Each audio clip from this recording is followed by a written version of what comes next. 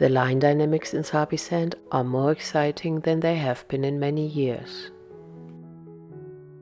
And the current ratio of males to females could shake up the entire region.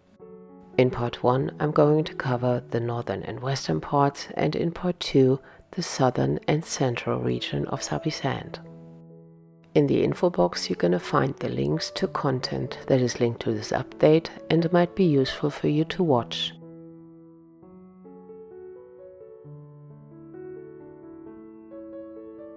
After a long journey that lasted for almost 4 months, our beloved Talamati Queen passed away on October 21st. She went back to the places where she grew up, and on her journey she visited not only her relatives from the Nkuhuma Pride, but also the Talamati Breakaway Pride, who she hadn't seen in a very long time. Her legacy will live on in her son, and the 4 young Talamati lionesses she and her sister took care of and made sure that they would grow up to independence. She lived for almost 17 years and had seen many coalitions come and go, and for those of you who want to remember her story, you'll find the link below. Her life had been eventful, and she'll be remembered as the great queen that she was. A week before Talamati Queen passed away, she was seen with the Talamati Breakaway Pride, who at the time seemed to be doing okay. On October 23rd, Dion Wessels posted a photo of the Talamati Breakaway lioness, and shortly after the news came out that she had been caught in a snare. Although her life was saved by rangers, this was only the beginning of a series of tragic events that followed. The Imbali male, who stood up to fight many intruders, got seriously hurt in a buffalo hunt around October 11. The injuries he suffered were only visible to us by a missing canine. And by the end of October, it looked like that the injuries he got in a fight with other males were healing up. He seemed to be healthy, patrolling his territory until the beginning of November. And then suddenly, out of nowhere, he was found in very bad condition. It was very painful to watch him suffer for 2.5 days before he finally found peace on November 8th. The autopsy revealed that he had suffered multiple injuries that had been caused most likely in a buffalo hunt. One of the injuries led to a sepsis in his abdomen, and his immune system eventually shut down. He was the sole protector of the Talamati Breakaway Pride, and he was one of the bravest solo males Sabi Sand had seen in at least 20 years. His bravery and sense of responsibility spoke to his great character. Some rangers estimated that he was around 10 years old, but pictures of him taken back in 2017 indicated that he was much older than that. His loss instantly impacted the well-being of the Talamati Breakaway Pride. After the only adult lioness had been caught in a snare, the sub-adults had been found alone and hungry. After weeks of separation, they finally reunited on November 10. Even though it was reported that they had shared a substantial meal that day, it might have come too late for one of the young boys who hadn't been seen since. And only 2 weeks later, they suffered the next blow when one of the young females got killed. The survival of the Talamati Breakaway Pride has reached a critical point, and their future may not look as promising. But after many weeks, they'd finally been seen on elephant plains with full bellies. We know that lions are resilient, but nevertheless, they need all the luck they can get to overcome these challenging times. On the other hand, their half-brothers from the Imbali Pride, sired by their father the S8 male, are gaining momentum. They were seen not only chasing the northern Avoca Male Mohawk, but also the strong and confident Kruger male who had taken over their natal pride and made them leave in the first place. The display of confidence these young males show remind me of their father, who will be missed dearly.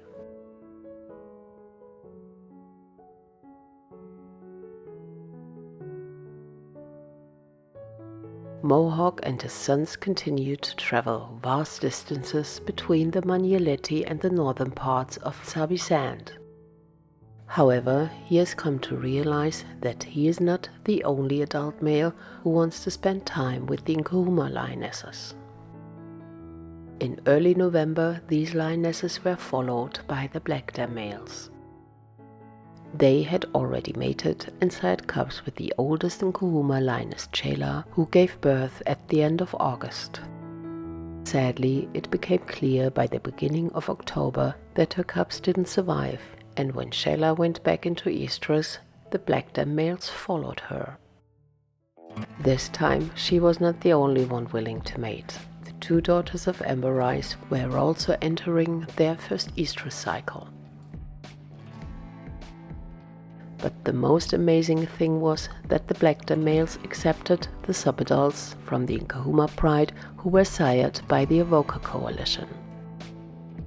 After so much turmoil all over Sabi Sand, this was the best possible outcome we could have wished for. A legitimate question is, where does that leave Mohawk and his sons? Well, for now, they seem to need a little more confidence to support their father in quest for territory. But their time will come. They are not just there quite yet.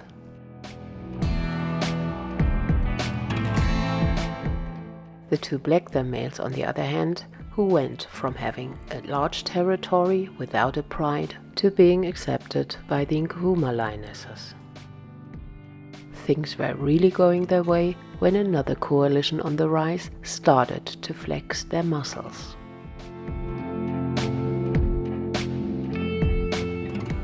The four young Kambula Males are approaching their prime next year. Their sister, who still roams with the males, is also entering her first estrus cycle and has become a subject of interest. They ooze confidence and lately decided to make the north of Sabi Sand their home. This could be bad news for the two Blackdam Males, who just found their footing. At the beginning of December, the Kambulas announced their presence and started to make trouble. The three Nkuhuma lionesses who had just mated with the Blackdam Males switched gears and mated with one of the Kambulas. However, the next day they were back with the Blackdam Males, leaving the Kambula Males with a taste how future could look like.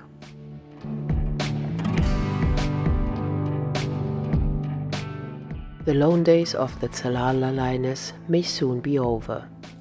She's been calling out for months now for males to mate with. The Skorro Breakaway male responded and was more than happy to serve. Even though stability in the region is quite in limbo at the moment, everyone is waiting with bated breath when she will become a first-time mother. I'll admit I was rooting for her to link up with the young Kambula lioness who roams with her brothers, but that's not likely gonna be in the cards when she gives birth. Whatever happens next, we'll cross that bridge when we get there. Stability is key when it comes to raising cubs successfully to adulthood. Recent developments indicate that there might be a partnership on the horizon for the lone Skorro Breakaway male. The Nkuhuma male had made quite a journey since he had left the western sector. This male goes the extra mile when it comes to finding a partner.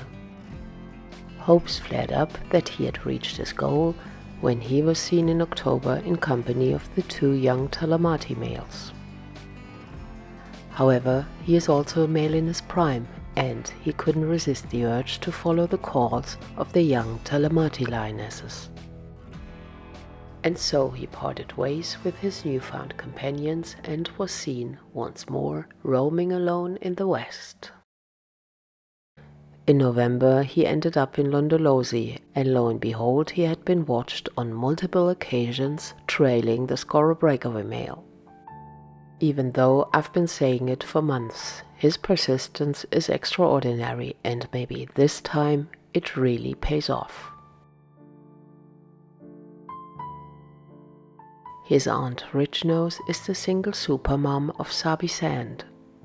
She and her sister Amber Eyes broke away from the Nkuhuma Pride more than 2 years ago. When the lioness Amber Eyes disappeared last year in October, Richnose found herself to be a single mother, raising 2 cubs all by herself. The youngsters just turned 2 in December, and despite the odds, they are halfway to adulthood. Her daughter is almost as big as her, and her son is really looking impressive for a 2-year-old male. The family thrives, and in a couple of months or so, she might go back into estrus. If she sticks with the Plainscamp Males, she might have a chance to raise another litter in one of the more stable areas of Sabi Sand.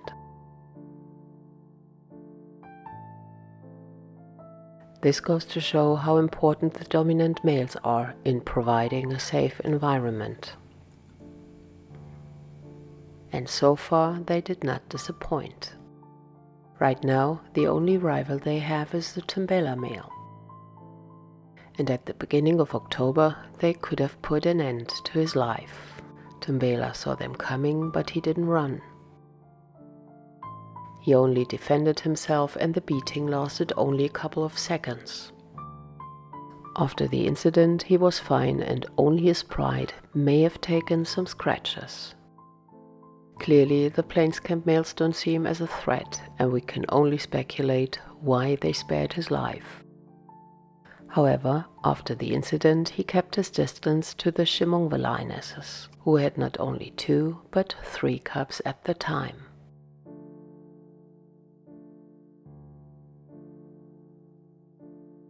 The older Ximunghwe lioness had also given birth by mid-September, and by the end of October it was revealed that she had given birth to a single boy.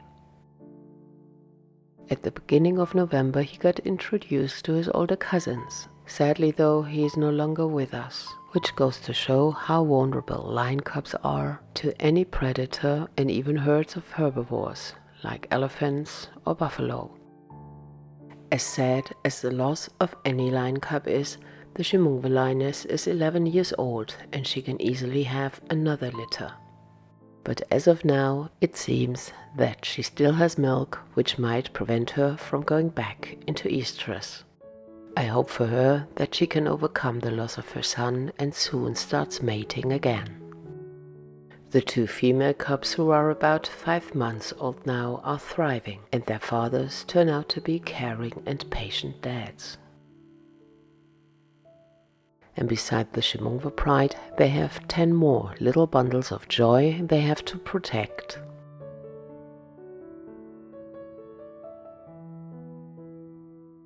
The Mhangeni Pride with their 10 cubs are doing just fine, and even the youngest is keeping up with the Pride and the older cubs. There are still big question marks about the other old Mhangeni lioness. After almost 2 months of absence, she reunited with the Pride by end November. Ranger reports indicated that she had sucker marks at the time, but we didn't see any cubs yet. If they are still alive, and that's a big question mark, she takes a big risk in keeping them away from the Pride, considering her age. The rest of them is doing just fine, and the Plainscamp Males divide their attention between them and the Ximunghwe Pride. As it stands, they are going to have more mating opportunities next year. Aside from Richnose, there are the 2 young Othawa lionesses who are going to celebrate their 3rd birthday in March. These young girls continue to thrive, and despite some adventures with an hyena clan when they got treed one night in October, they are doing exceptionally well. Next year is going to be exciting for them when they experience their first estrus cycle, and until then I hope they stay safe and out of harm's way. Happy holidays, peace and love to everyone.